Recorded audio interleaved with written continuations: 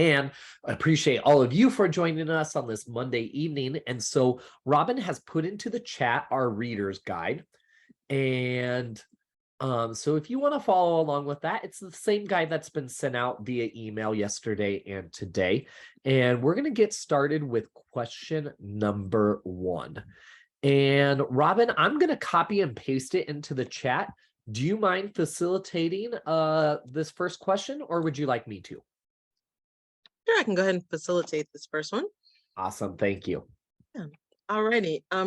So when discussing how to build popular fronts from among groups that might not always be united, Garza suggests that it is important to not look past our differences, but to find the courage to look into them. What are some groups that you feel might be aligned with at least some of your goals, where you could apply this principle? For example, in countering the current threat to democracy, do you feel you could organize with disaffected Republicans who are nevertheless conservative? Why or why not?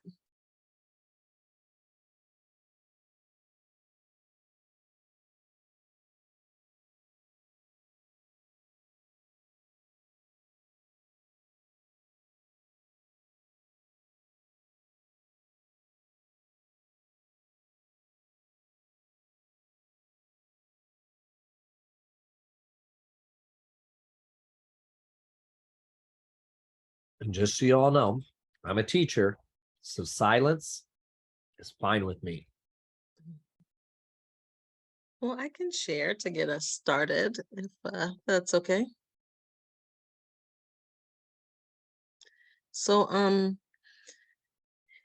I think it depends on the issue, and it depends on the engagement and kind of the rules of engagement. When we connect, one scenario that I thought about when thinking about how to answer this question specifically here where I live in Durham, North Carolina, and I'm sure this is possibly true for a lot of people across the country,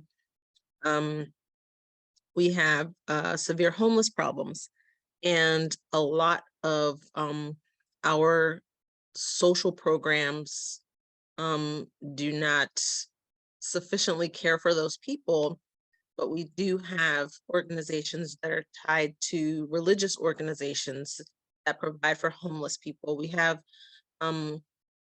organizations here in Durham that actually provide long-term housing for unhoused people, but it does also discriminate against LGBTQIA people. So being a bi woman myself, that is very difficult to reconcile with. But at the same time, the alternative is that people are on the streets. So in the meantime, I do try to support having people have housing, have a place to be safe and warm, and have a place to eat, especially young children, and hopefully at the same time, in parallel, work towards our system providing for people so that they aren't in situations where they find themselves unhoused in the first place, and making sure we do things like living wages and uh, pay gap, addressing the pay gap and things like that, so that we can address the root of the problem of homelessness.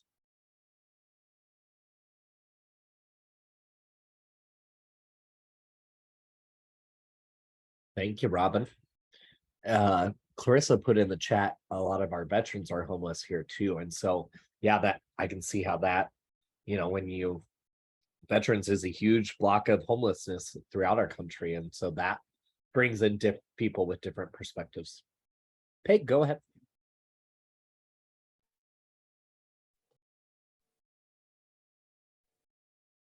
Thanks, Wes. When I read this question, it brought to my mind a lot of what Liz Cheney has been doing in terms of January 6th committee. Now, she is Republican, definitely. And, instead of just putting all Republicans together in one kind of negative block. I think what's from another party, and we can have ideological differences with them, but yet, almost like this quote says, by looking into what causes us to be different in terms of ideologies, sometimes we can find ways that will help us to grow stronger as a result of our differences, and despite our differences. So would I believe that all Republicans are some kind of evil people or directly tied to January 6th, for example? No, I don't. I think the polarization in the United States political realm is really more alarming because there are not too many people who are looking into differences and using them to grow, to become stronger as a united states. Unfortunately, it's become a divided states. So thank you for the chance to talk, Wes. Thank you, Peg. And actually yesterday on Twitter, this whole thing got brought up where I don't even know the person, remember who it was, but like, I told you all, don't be shouting praises to Liz Cheney, and then like shared a bunch of things that Liz Cheney has said in regards to abortion, and very ugly false characterizations of the fight for abortion rights. And so yeah, so as you were talking about, that's where my mind went to, is well, on Twitter, boom, and so yeah. Go ahead, Robin. I think also the thing that can make collaborating across political lines at times difficult, I mean, is what specifically your views are on. If your views are centered around devaluing my personhood, that's a non-starter for me. And whether it's me or any person, if you are a person that ascribes to xenophobia, you make racist remarks around immigrants and things like that, if you ascribe to like calling LGBTQIA people like pedophiles and do things that dehumanize other people, that's a non-starter for me. I do feel sometimes some groups like this, and we talked last week a lot about identity. I think those of us who share overlapping identities but not concurrent identities are going to be the ways that starts. So like, for example, organizing across women, when women of different ethnicities, women of different cultural backgrounds, but we're all, American women, find ways to collaborate together, that helps us start to unlearn some of the differences, and some of those differences apply to people who we may not have connections to. So for example, meeting and collaborating with white women helps me to be able to understand at least that perspective that I can take into conversations with white men. And them talking to me, I feel, helps at times for them to be able to understand that intersectionality piece of it that we were talking about a lot last week as well.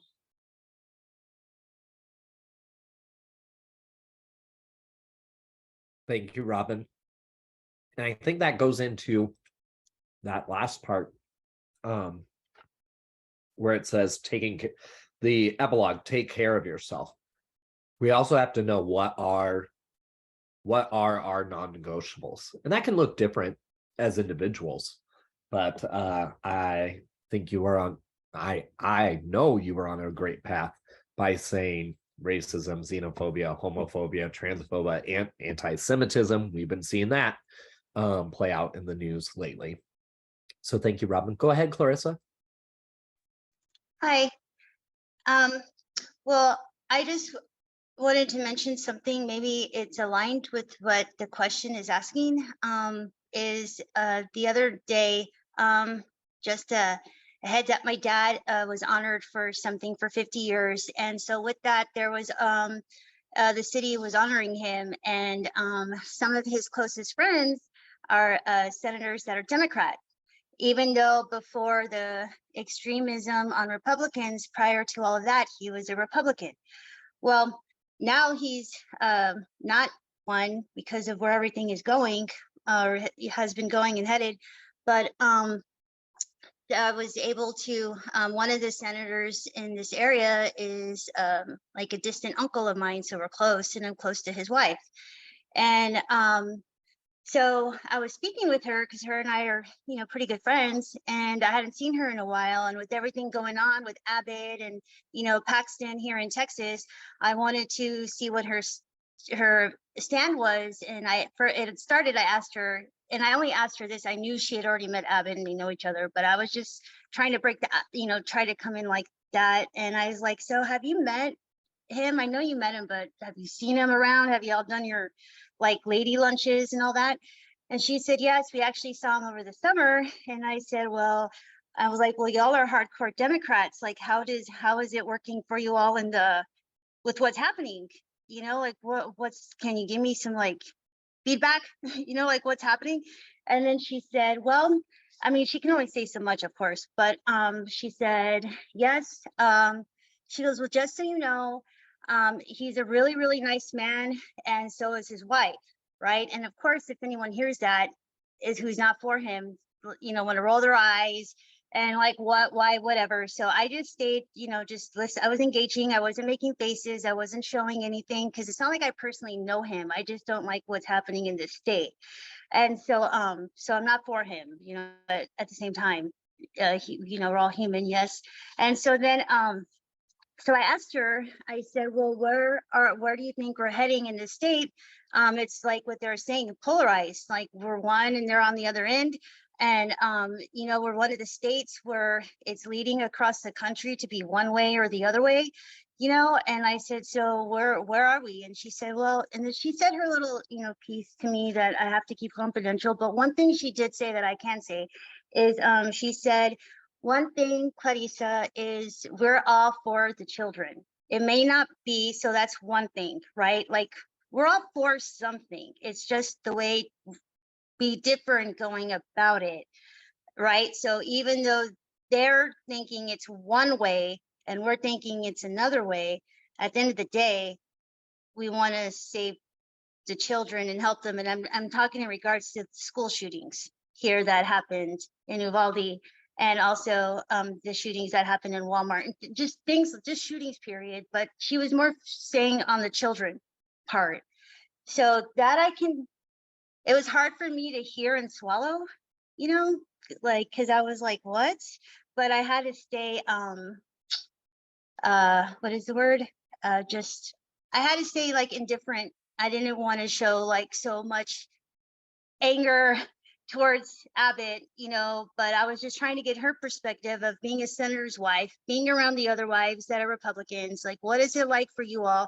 Because they're hardcore Democrats. And I was just curious because they do those lunches, the lady lunches and all that. So that's what I was so what you were saying, and like, how do we get them? Well, she mentioned to me there are the few, like pretty much what you said, about there's some Republicans, and unfortunately, because it's one party versus another, they kind of get thrown in the same boat, but it's not the same boat.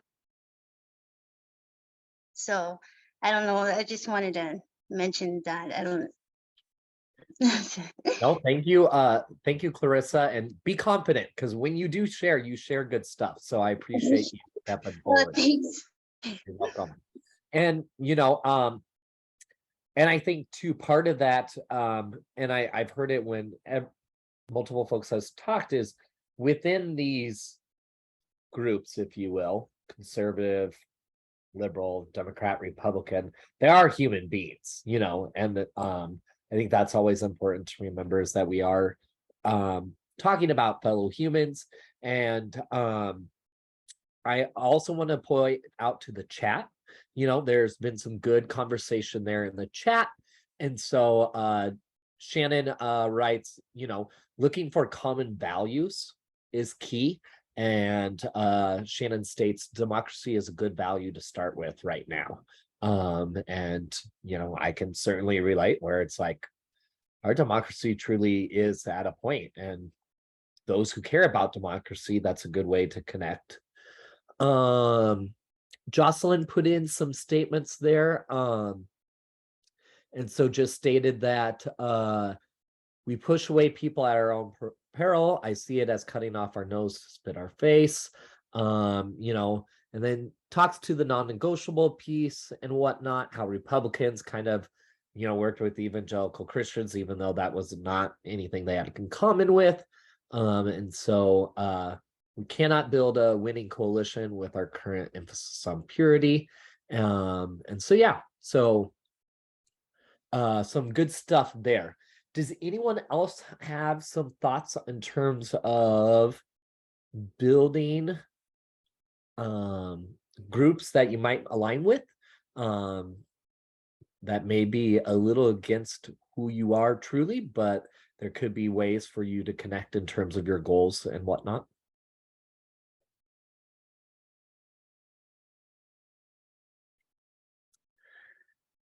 I think as Garza writes, this is important because the reality is we will have to engage those who are different than us to some degree in order to truly build a movement.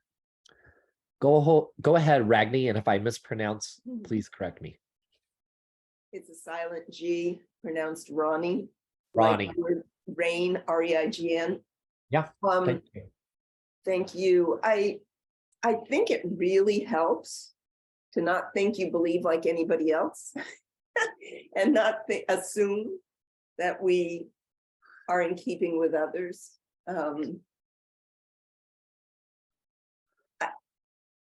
I think there's a lot of presumption going on about, and feeling victimized by, oh, look at this. And, it just weakens us in ways. And I think it's good to look at family as being a place that we can cross and find some different ways of communicating, if that's within our family structure, within our churches or our faith communities.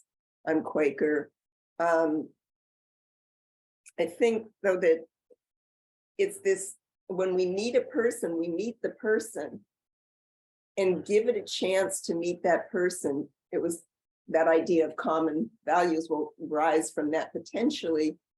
But even if there's not time, if we can build respect back in, it can help. And I mean, I come from supposedly this blue state, and I come from, from Oakland, where we've got a lot of stuff going on in different kinds of ways, but there is no, the people in charge are not looking out for folks, and that's what I think everybody has in common. I mean, everybody's feeling that nobody's looking out for them. Nobody's sure looking out for me, except me. And my kids and family and, that kind of thing. Old lady speaks. This is the first time I've come to this. Thank you for letting me know about it. I was reading the book. Oh, awesome. Well, it's so good to have you here. And just so you know, our conversations are on YouTube. And so, so we'll share the link to our YouTube channel later. So you can access those if you would like. Yeah, and truly, I mean, the first easiest way to find a way to connect with others is we got to talk to people. There's got to be some conversation. So let's move on to question number 2.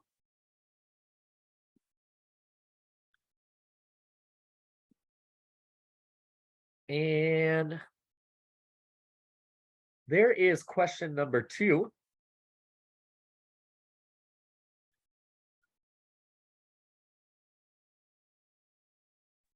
Want me to read it? I'll go ahead and read it. Yes, go ahead. Okay. Movements need to create change. That change sometimes is expressed through cultural shifts, sometimes through policy transformation. Think about a movement that you feel was effective or one that was meaningful in your life. Did that movement focus on a cultural shift? Was it effective? Were policies implemented out of that movement? Were those policies impactful?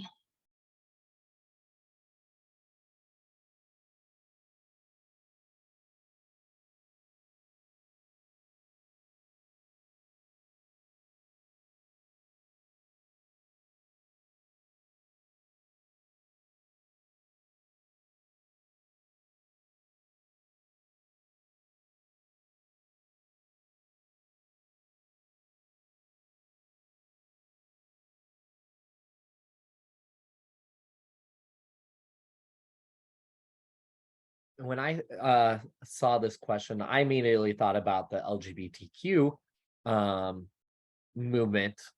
Um, and I think it definitely was, it was embraced more culturally in our society than politically. I mean, I just think of Leslie Jordan, who rest in peace and power. But you know, like having Will and Grace on TV, I mean, it still like baffles me that in the early 90s, and when I rewatch shows like that, this was on TV in the 90s. And like at a time where gay culture and the gay community was not, I mean, we just were, you know, going through the AIDS crisis where politically our government did nothing to protect our community. And so yeah, so that's what I think. I think culturally that truly did shift. And then we started to see, you know, people in power, you know, revert and say, no, I believe, you know, 2 men, 2 women should be able to marry. So, but there's still now here, the thing is, while that right to marriage came in some policy, and of course the reversal of don't ask, don't tell, there's still work to be done within our community and for all community members. But definitely thought that cultural shift that turned into political.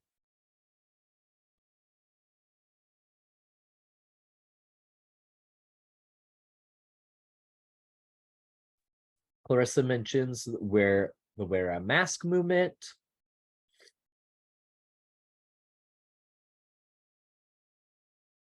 And how it ties to healthcare, but also into just like women's rights, it's about healthcare. Yep.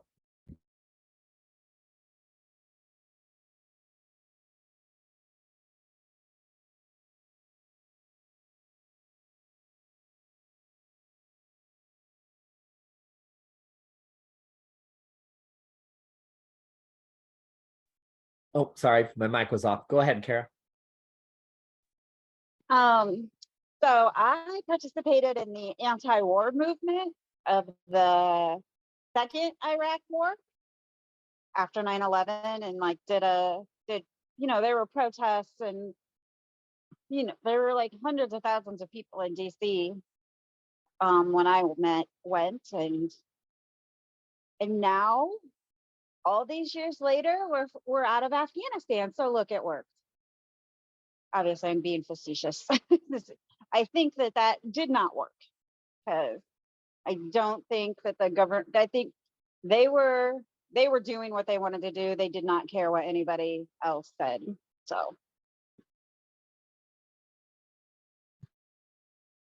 Thank you for sharing that.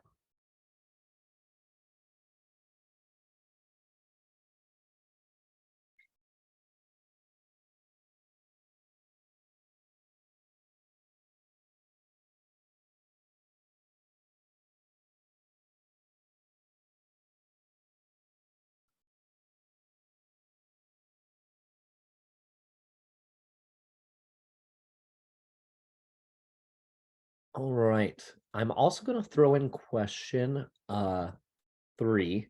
As question 3, I feel kind of connects to, you know, movements and whatnot. And so in chapter 18, Garza writes, our reality is shaped by when and where we enter at any given moment. What is the moment or event that motivated you to political action. How did that event shape your worldview?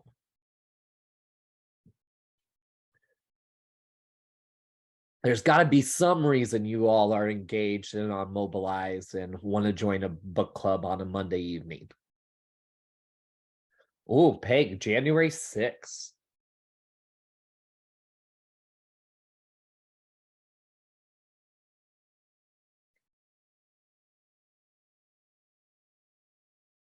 Yeah, go ahead, Peg. Thanks, Wes. I mean, when I saw what was going on of January 6th, I decided that regardless of what my own political ideologies and beliefs are, that this event was bigger than any ideology, meaning it was more a matter of fighting for democracy and standing up for democracy, whether it's progressive, liberal, conservative, all of these other things. The point is saving the democracy. And so that's how I started to become more involved in the Democratic Party, because that's where my ideals most closely lie. And the more I became involved, in volunteering and helping to get the vote out and everything, the more I became aware of other things that are going on with the party, i.e. this book club and this group of people who meet on a Monday night to discuss books, ideas, and how to bring ourselves together to move forward.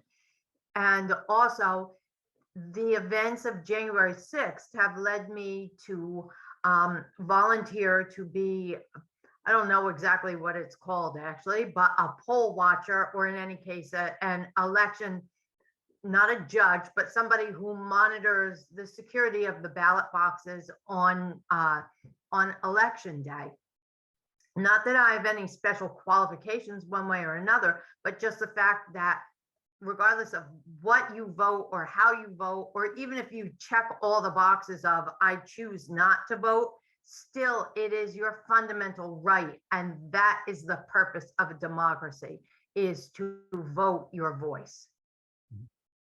Well, I'm glad to hear that you have not only you care about democracy, but now you are taking action. And that, people always say, oh, I'm just a poll watcher, but that is truly the work of democracy and important work right now. So thank you for stepping up in that role. I will be joining you on election duty, as I am in charge of my precinct. I'm actually I don't know what title they give, but essentially I'm the one who makes sure everyone does what they're supposed to. And I'm a little nervous because I need is someone who believes our democracy mechanisms are failing and corrupt and come up and raise some stink. And but I look forward to it every time. Go ahead, Robin. So kind of tying the two questions together, like you mentioned before, I think aside from when I personally entered, a lot of I think, like you mentioned before, a lot of us have been doing like organizing in small ways that we hadn't considered before. And for me, a lot of that was around education and being able to see how much a public education that was strong and supported made such a difference in my own personal life. So that was when I entered. But, at the time I was relatively young, so there were still a lot of things about the way that the world worked that I didn't understand. So becoming an adult, a lot of people talk about the journey. So that was when I got on the road. But then as we go along, there are other things that we learn about. So when we talk about, going back to the previous question, different movements and things may not be something that I can devote as much time to, but the fact that they are creating those cultural shifts help me become aware, because I can do things like listen to NPR on my way to work. I can read books and join this book club and watch the news, and thinking about how we talk about issues and having the language to describe things that are happening, not just to us, but to people around us. It allows me to go back into the spaces that I am passionate about and bring those other perspectives to those spaces. So like, for instance, like with the Me Too movement, even if I don't have enough bandwidth to dedicate time and effort to that movement, I can now be more aware about the issues of sexual assault and how it's pervasive in other workplaces. So then work that I can do within education, I can make sure that those are things that we are talking about and things that we're aware of in those other spaces.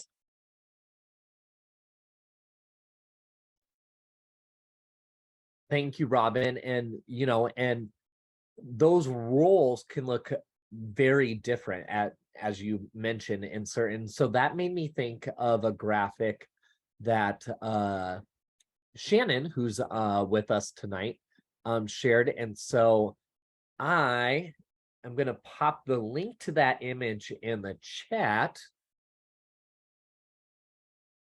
there. And it kind of just heck, you know what? Let's make this easier so everyone can see it. I'm just going to share my screen here. And let's try to go to open in a new window so it's at least a little clearer. Can folks see this? You'll have to turn your mic on or. Yes. Okay, thank you. So yeah, so we have healers, artists, storytellers, bridge builders, frontline responders, caregivers, disruptors, visionaries, builders.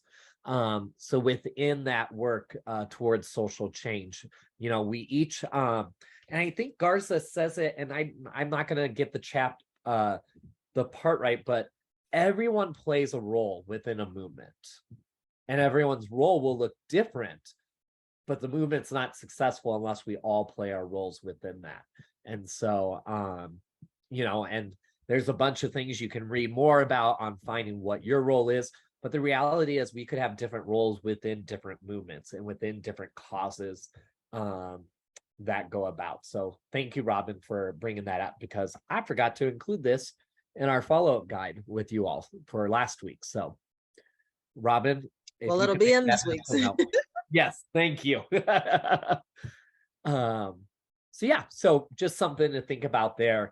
And I've even seen which Ronnie, I believe, used that word allyship, and I've read works where, like allyship can be your role within a movement, and then advocacy could be activate, and so there's sliding scales on what our work looks like. And so, yeah, go ahead, Kara. I'm going to stop sharing so y'all don't have to see that screen. Go ahead.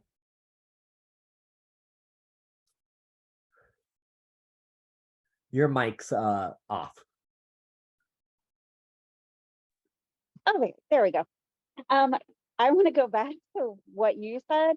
You mentioned rewatching Will and Grace, and I'm also rewatching Will and Grace. And what I did notice in the old ones was there was a lot of anti-trans or like making fun of trans people jokes. But I have never watched the new seasons, and I'm watching the new ones now. No trans jokes at all. So another progress in movement and being more socially acceptable. So I have never watched the new version. So that will be good. I'll have to do that. And thank you for alluding to that. I think that's the case, like for all movements, is because as human beings, we're always going to fall short. And we are always, there's never going to be a perfect movement that truly incorporates all people, and to ensure that all have equal access to power. But the beauty of a movement is it never ends. Movements don't end, it goes in like a tidal wave. And so that opportunity to but then I think what's also important within that is admitting where a movement has fallen short and taking action to rewrite those faults. And I think that's the story of America, and I think Garza speaks to that at the end of chapter 18, it was something I underlined. Yeah,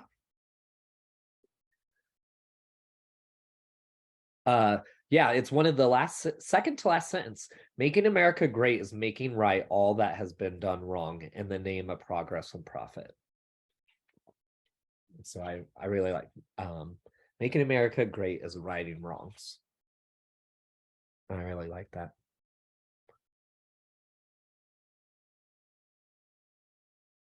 Awesome. Clarissa is helping out on election day. The ride to share.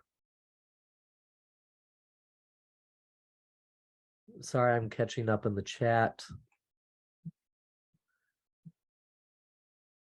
While you do that, I can read the next question, Wes. Yes, that would be great. Alrighty. So, question 4. Garza discusses her creation of the Black Futures Lab organization and notes its project to conduct a census of Black people to gather information regarding how they experience American society. She states that a rarely asked question is, what do you want in your future? I apologize, I skipped part of that. She states that a rarely asked of Black people question is, what do you want in your future? What do you think is the importance of asking this particular question? How might you use this question, what do you want for your future, in engaging others in the development of a movement? I will also cut and paste this in the chat. I just did that. Oh, okay, thank you. You're good. Thank you.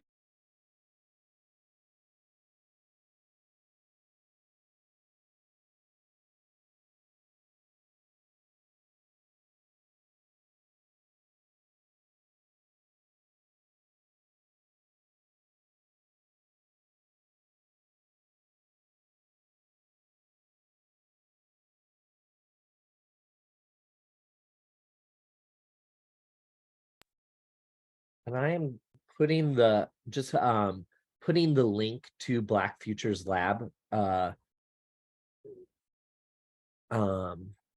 the chat. So if you want to take a look, and then we'll share that in our follow-up guide as well. So the question, what do you want for your future? Why is that such an important question? Or what is the importance of that question?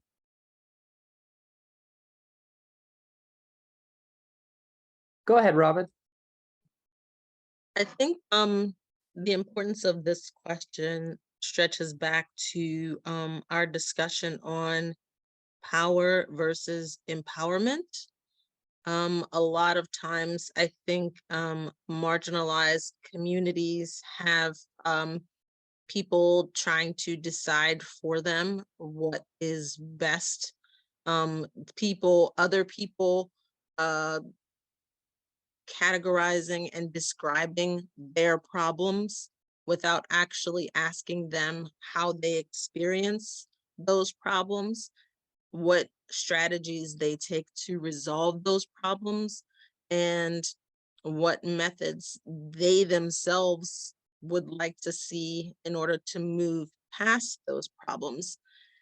And also, if you don't ask people what they want for their future, a lot of times that leaves them wondering, do you see them as having a future? It also, I think, kind of ties to what we were talking about with kind of like pop culture, and like Kara had mentioned, like Will and Grace, and how perspectives change as we learn and do more. I tell my friends at times, when I watch TV, when I read books, it's not necessarily that I have to connect emotionally to the Black character, but I need to know that for you, I exist. I need to know that when you are creating the future, when you see the future of this world, that people who look like me exist in this future. And a lot of times when we don't ask people what they want for their future, we're assuming that we are going to make those decisions for them without giving them the power to decide that for themselves.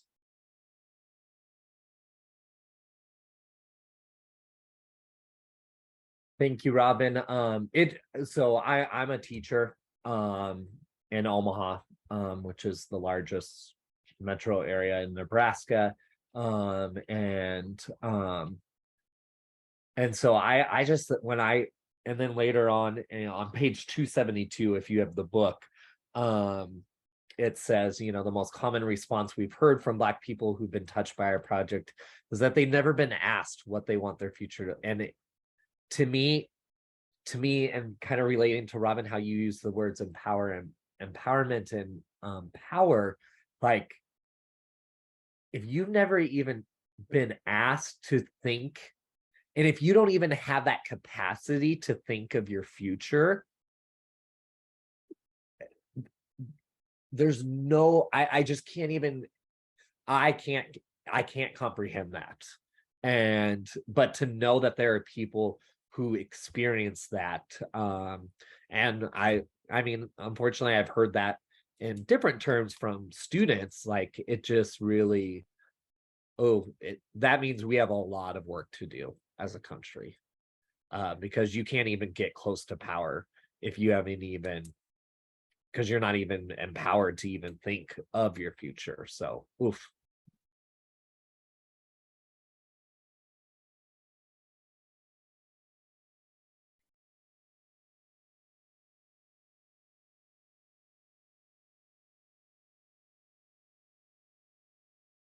Go ahead, Ronnie.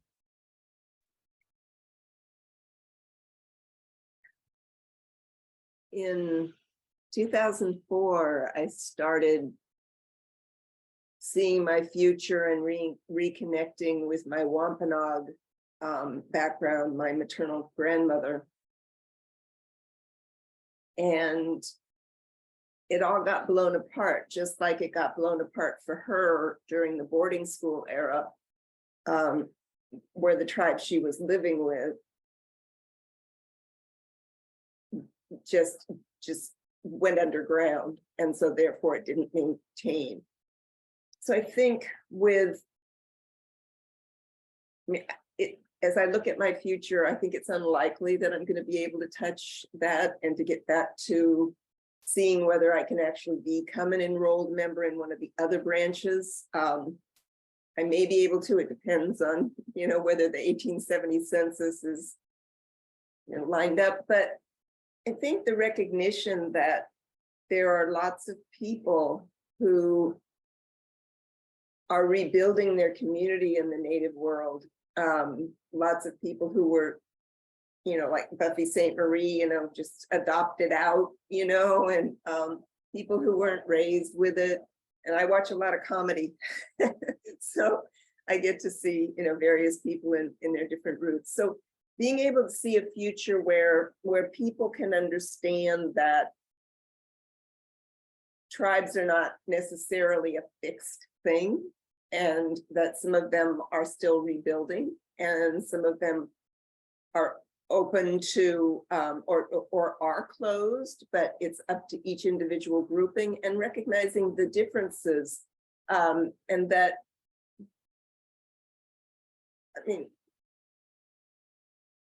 everybody I know who I hang out with, if I'm hanging out in the Native world, doesn't really see this as being like a small grouping here and a small grouping there and a small grouping there. It's like all of Turtle Island. I mean, this is all one place, and trying not to minimize. So I see in the future not being minimized. Thank you, Ronnie. Appreciate that. Shannon also put in the chat, sharing our visions for the future is a good place to start a conversation aimed at finding common values and goals. So yes, thank you so much with that. And I think when we talk about our vision for the future, that's where we truly, I think, we can truly connect. And it can be a very powerful thing. But as we know from Garza, some people haven't even been asked that question. And so that, to me, that there's so much power in that question, with connection being a huge part of it, but also a question that leads to empowerment and can lead to power. Go ahead, Robin. I think it's also a part of, self-determination. We don't ask others what they want for their future because we figure we know what's best for them. It's a way that we infantilize certain communities because we don't need to ask them what they need. We know what they need.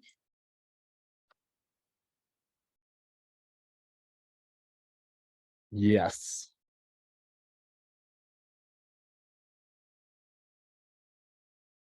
Peg, yeah, people are often taken aback by this question.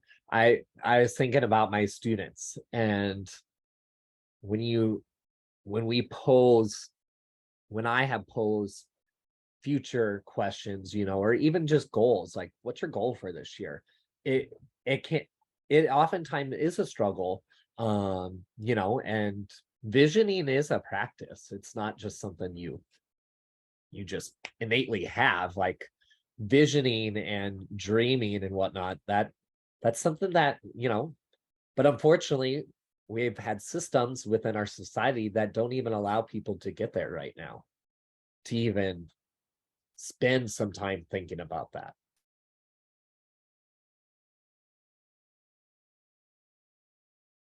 So yes, Peg, thank you for raising that point.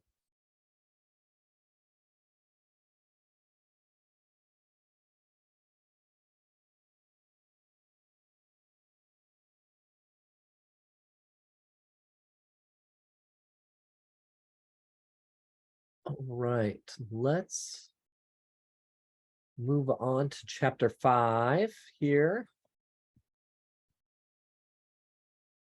Oh, Travis, yes, Maslow's hierarchy of needs. Absolutely. And within that, what is the role of government?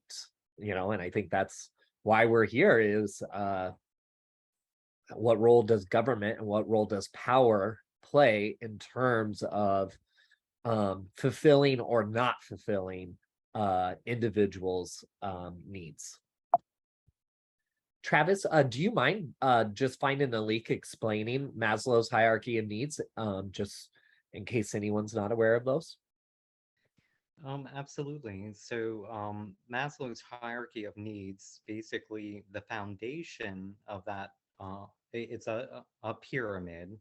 And at the base of the pyramid is safety, security. It's like the foundation of your life, which eventually leads to the point, and the point is self-actualization. And most people never make it to that top of the pyramid because there are barriers in the way, or some type of issues that prevent them from going up that ladder. So after like safety and security is having like a career. I'm probably missing some steps. I always remember the top and the bottom, but there's several steps in between, basically as you go throughout your life. And most people struggle with that very bottom piece, that foundation piece, because they either don't have generational wealth or they're in poverty most of their life, and their their driving force is on survival. It's not on um, getting to a point where you can look into your own future or the future of um, your family. You get trapped kind of in that that elementary phase, and I think um, unfortunately many people are kind of get lumped into this category for one reason or another. But I think as far as in the book, The Purpose of Power, it really sheds light on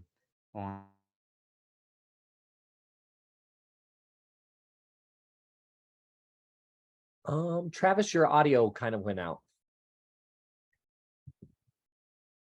At that last part, I saw your lips moving, but I didn't hear anything, at least on my end.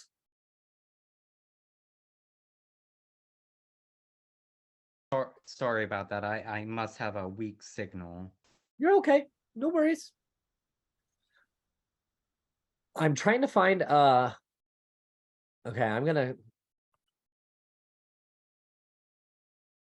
I am not sending this out based. I do not know. I'm just trying to get you all a diagram. You can see the pyramid. But take the rest of that as you will. It's not an endorsement. So go ahead, Robin. I think just thinking on the pyramid, sometimes I wonder if, you know, we don't ask certain communities that question, because the follow-up to that is, well, how do we make that happen? And as Travis was talking about, you know, things like the barriers that are in the way of people moving up that pyramid, for certain communities, a lot of those barriers are systemic. So if we ask them what they want to see in their future, and the means to give them that future requires for us to break down those systemic barriers, are we ready and willing to do that? And if the answer is no, and it could completely be subconscious, the reason why we don't ask those questions, and also the reason why we ask certain communities that question and not others, conveys an unsaid message that we're prioritizing certain communities over others because we're investing in their future. We want to know what their future looks like to them, so we're going to invest in those futures.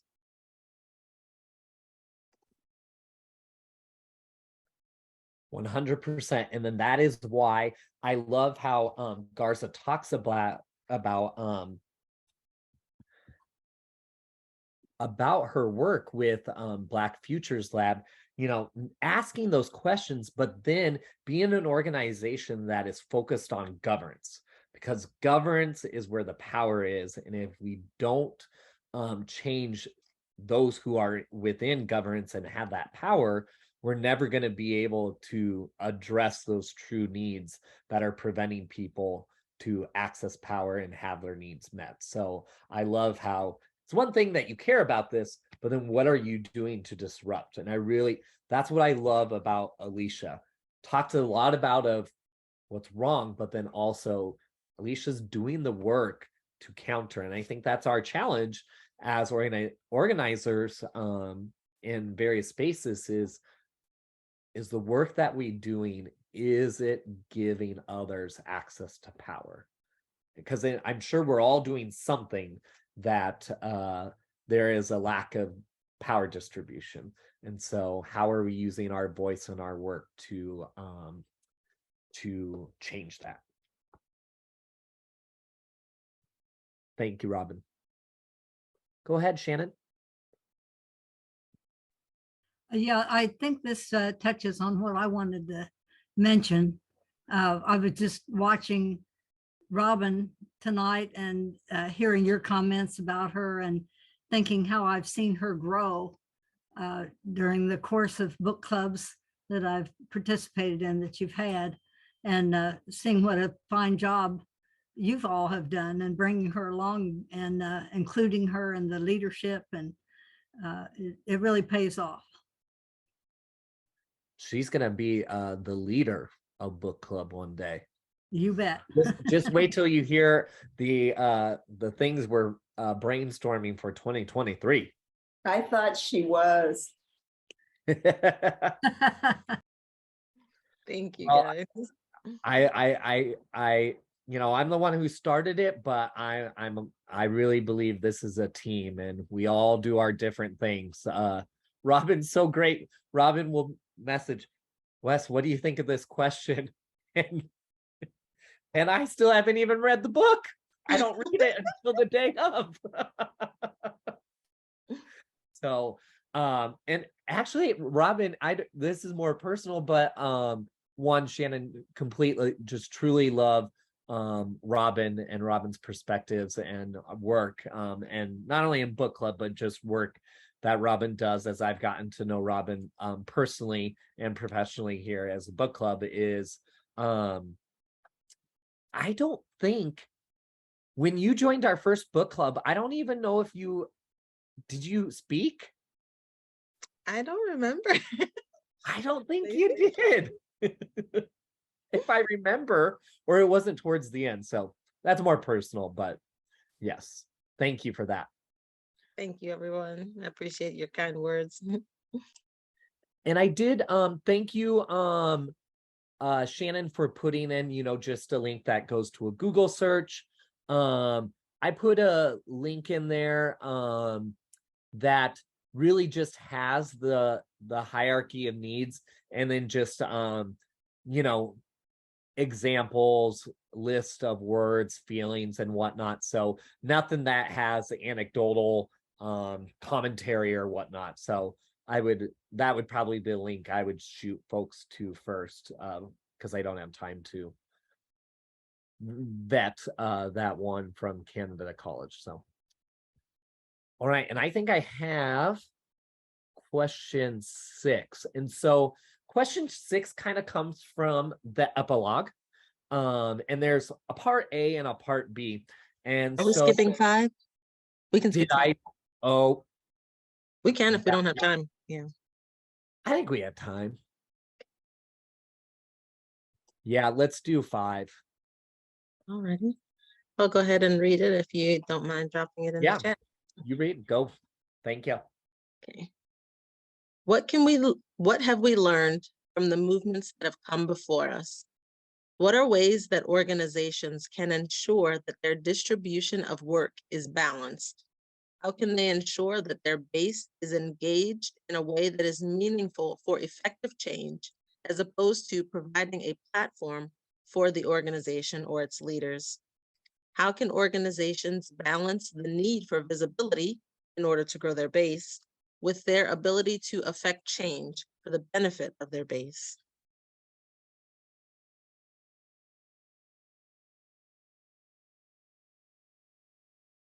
It's Well, that was a doozy. yeah, in the book, Garza talks a lot about how a hashtag is not a movement and how it takes a base and how it takes work.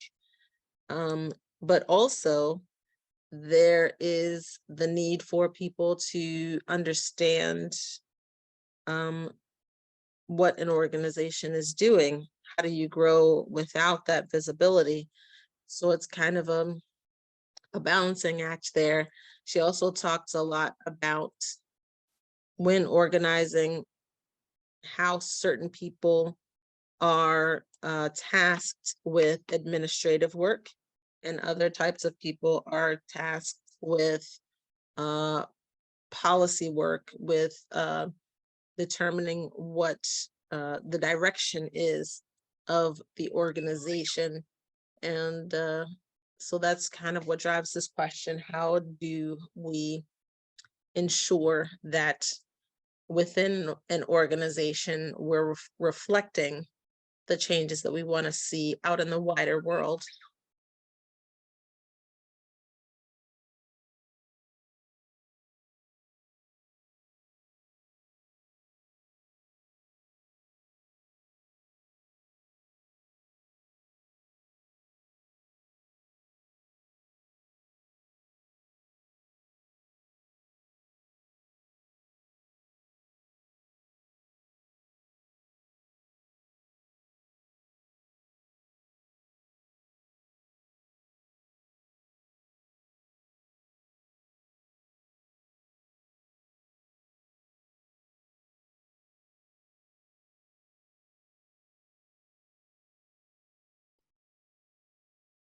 Travis, mute. Hopefully my connection's a little better now.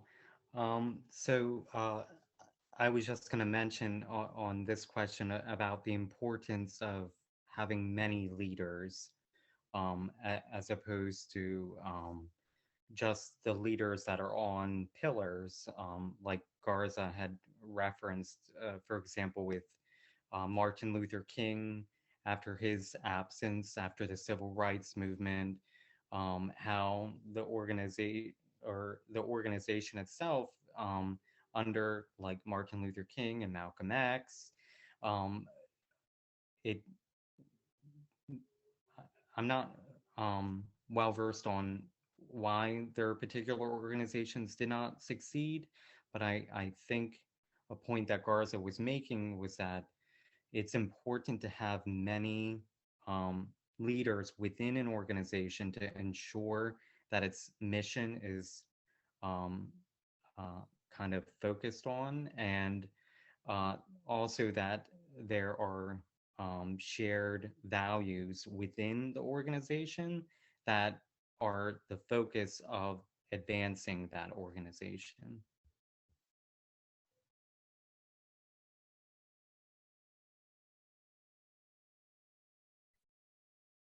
Yeah, I think Garza even talks it. Yeah, definitely making sure the values or the work is at the forefront, not the individuals. Thanks, Travis.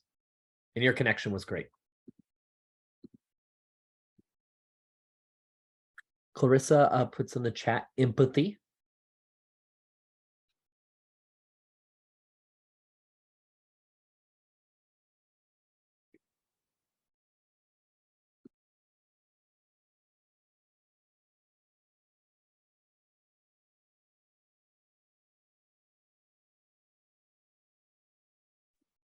I think with how can they ensure that their base is engaged in a way that is meaningful for effective change, as opposed to providing a platform for the organization or its leaders. I mean, that is, and I believe, and I might not be quoting the exact words, but controlling the narrative is so key within a movement, especially as it grows big. And I can't even imagine the difficulty of running something like Black Lives Matter Global Network is when it is worldwide and millions of people, and to manage that, because as Garza writes, humans, we fall into the traps of, I like that, how capitalism is meant, to get one individual to rise up within capitalism, and then that kind of helps drive this competition between individuals of, well, who's the true leader and who's the face of something. And I just really love that thought process. And then also Garza talked about white supremacy and how white supremacy plays into that whole like elevation of individuals to be the face of movements, and then essentially shines the spotlight only on them. It's a powerful question. I think part of it as well is a very tangled web to think about, because I feel like, the examples that she gave, when Travis was talking about, like with the civil rights movement, I do agree with Ronnie. I believe that, that was a successful movement. And part of their success was the way that they presented themselves to the rest of the country. They were very strategic about that. And Garza talks about it in her book. And I think it kind of ties back to the question that we were talking about before, working with other organizations that you may not be perfectly aligned with. During the civil rights movement, the American baseline was different. We're still a very patriarchal society, but we were even more so then. And I think at the time they made strategic decisions to put men at the forefront because it was more palatable to the people that they were trying to convince needed, that change needed to happen, the people who were in power at the time. The unfortunate consequence of that is that it replicated harmful power structures that existed. So part of it, I feel, is, we have to continue to evolve and grow as we learn these things and understand these things, maybe one step at a time. We understand that at the time that was their strategic decision. And now what's step two? How do we start to kind of chip away at that and move past that? And I think the fear is that once certain change happens, that you will lose the buy-in of people who may be invested in certain aspects of the way that society exists. So for instance, if you have with the civil rights movement, if those men are still invested, if they're invested in voting rights for Black people, but they're still invested in the patriarchy, are you going to lose that base once you start to try to move towards changing the patriarchy?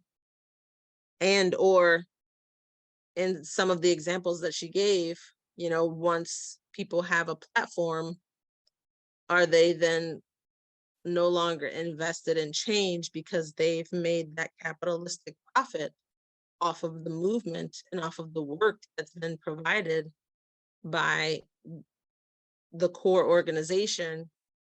And so now that they have gained power and celebrity, are they still willing to do the work?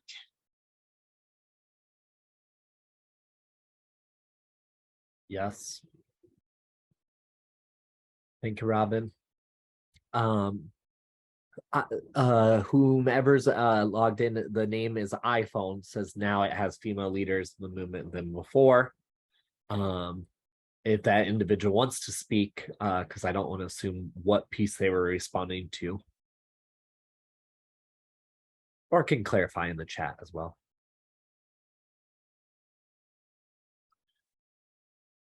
And I think too, and Robin, I guess I'd pose this question because it's based off what you just said, is, a successful movement is a movement. Because yeah, what was right in a time may not be what's right now. But then a successful movement is one that recognizes that and addresses it, right? Right, constantly growing. That's what I would hope. Yeah.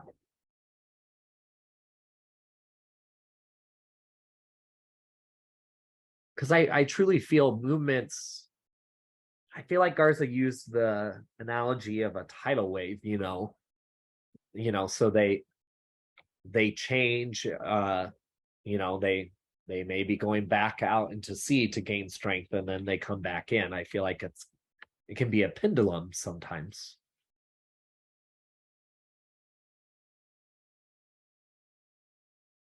I have not personally, Ronnie. Has anyone else read Caste?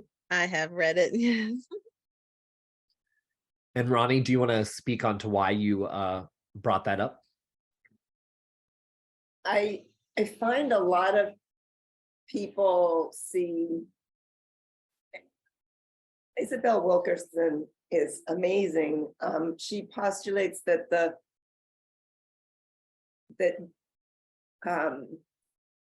slavery is the base in the Americas, is the base of say even the Holocaust and things like that. That it was that, and I would add in there the doctrine of discovery, but those pieces are historically significant in a way that I think tend to get left out. And part of what happened after reading that, and I was in a group that we read it, that I ended up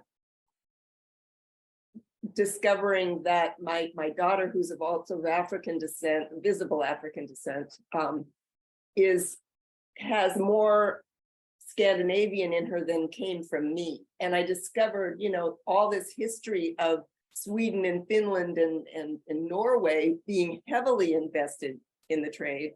And that even though I used to give a pass to my Norwegian ancestors and say, oh, they arrived later, they worked in shipbuilding. They were building slave ships.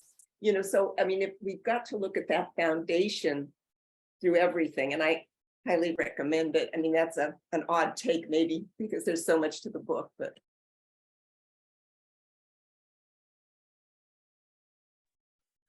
Nope, I think that's great. And that was kind of part of the chapters 12 through 15.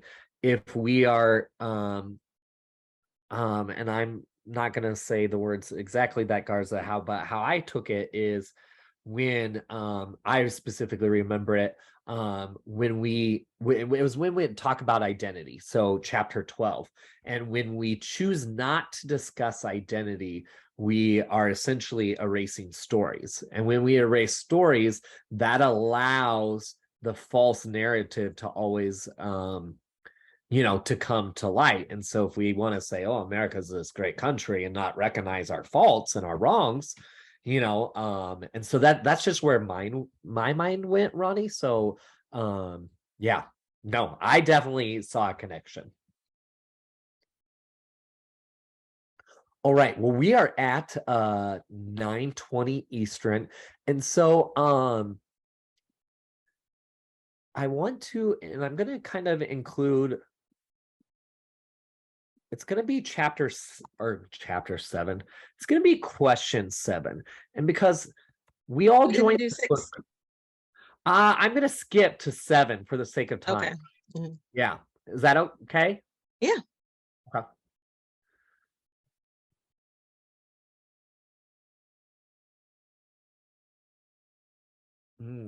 Shannon, yeah, good quote there. And so I want to know, how has Garza's book or our discussion of it, what will you do now as a result of reading this book or and being part of our discussion? So I'm more focusing on the second part, but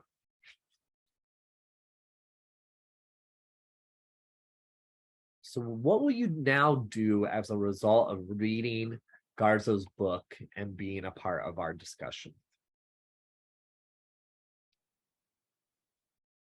Or what are you thinking about doing? And I'll just share, I think I shared it at least one of our book clubs. So, and you saw it in our value statement as a group, to mobilize and empower. We use that word empower.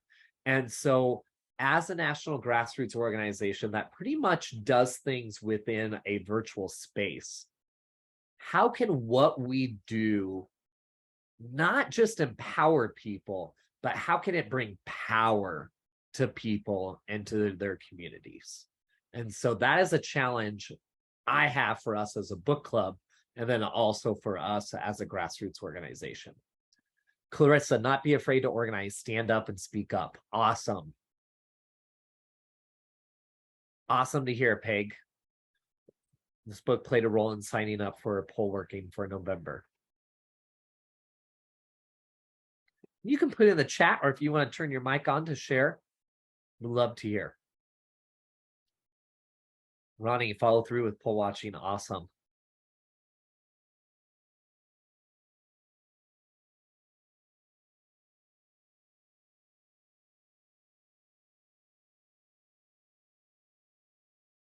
Perfect, Shannon.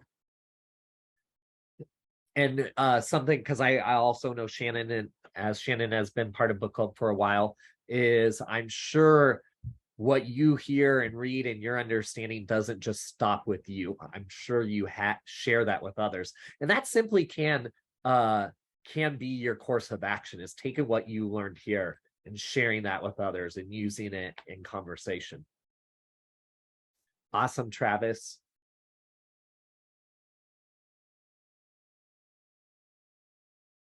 All right.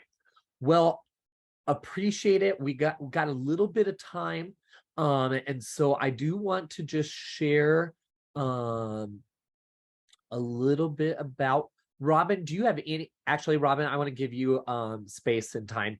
Any closing comments as we wrap up tonight on the purpose of power? I did not prepare any, but I will say thank you all for being here and for joining the discussion and being willing to learn from each other and also to teach each other, because I feel that spaces like this that both make time for us to share our stories with each other, make space for us to hear each other, and where we open ourselves up to empathy and vulnerability are really going to be the ways that we change our country. It's very heartening to hear everyone's commitment to democracy, commitment to every small piece that you can do. I know like a lot of you were saying, because I think that same thing myself, you know, it feels like what we're doing is so small at times, but even a leak, a small drop, you have enough drops, and soon you'll have a bucket. You have enough buckets, and you'll have a waterfall. So I just really appreciate you guys being a part of this community and for allowing me to be a part of this community. Thank you, Robin. And as you were talking, it's the one of the last sentences in the book, chapter 18. Garza says, making America great is ensuring that America remembers that each of us is but a tiny speck on this planet who must learn how to coexist in ways that allow others to live well too. And so I love that. And so how can we make sure that happens in all that we do from here on out? So I am actually going to share my screen here, and this, everything will be in our follow-up here, but the part that I really want to let you all know, so this is our last meetup for book club on the purpose of power. So thank you for joining us throughout this time here for the 5 weeks. And so, and I believe Robin will put these in the chat, but we'll also include them in the follow-up, is book club will pause until 2023. And we're kind of looking at late January as a start. We might have our next book, but it hasn't fully been decided, so I can't share with you. But we're always open to recommendations. So if you have books that you think would be great for the book club, you can share those recommendations in the through the link in the chat. And then also, how this team has grown is simply folks who have joined the book club. They heard about it from however they had, like Jamel and Robin, and then they reach out and say, hey, we would love to join the book club team. And so ideally, we would love to have another member or two to join, because I know my capacity in 2023 is probably getting smaller. And I love this book club, so I'll always be a part of it to some degree, but we would love to have more folks help. So ways you can help join our team is picking out books, coming up with questions, creating graphics, sending out emails, which may seem like, oh, sending out emails, but I had never had anyone else do that. And I tried to walk it through with Robin, and oh my gosh, and it was more than I imagined trying to communicate how to send an email out via Mobilize. So there's many of those different ways, social media promotion to participate. Another thing is we always try to find speakers. We didn't find a speaker for this book, but that is something we try to have as some special guests. So many different ways you can be part, and then also just helping facilitate our discussion. So we'd love for you to join us